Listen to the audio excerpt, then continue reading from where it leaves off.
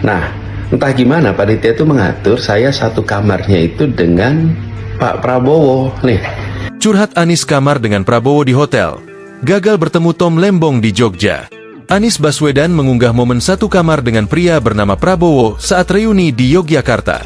Anies memperkenalkan Prabowo sebagai teman satu kampusnya asal Jakarta. Momen itu dibagikan Anies di media sosialnya. Dilihat Minggu, 3 November 2024. Di awal video, Anies mengatakan sedang reuni Angkatan 89 Fakultas Ekonomi UGM. Assalamualaikum, selamat pagi. Saat ini saya sedang reuni Angkatan 89 Fakultas Ekonomi.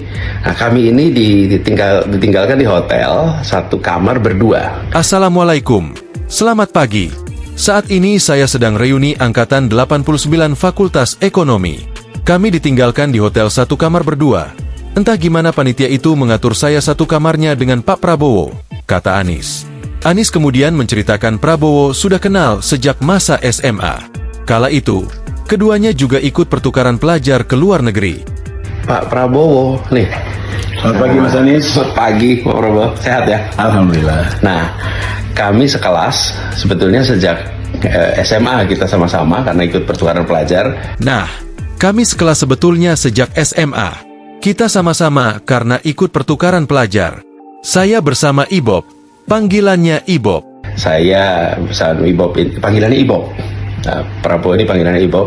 Prabowo ini panggilannya Ibob ke Amerika. Kalau Ibob itu dari Jakarta, ujar Anies. Mas Anies dari Jogja, kata Ibob. Ke Amerika, kalau Ibob itu dari Jakarta, Mas Anies dari Jogja.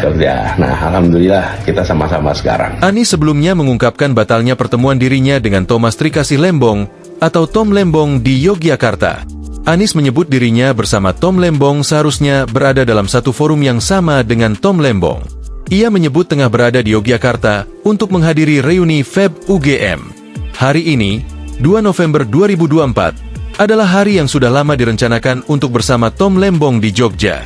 Saya ke Jogja hari ini untuk hadiri reuni FEB UGM, dan Tom Lembong terjadwal sebagai pembicara sore ini di fakultas yang sama, pada acara seminar forum studi diskusi dan ekonomi FEB UGM, kata Anies.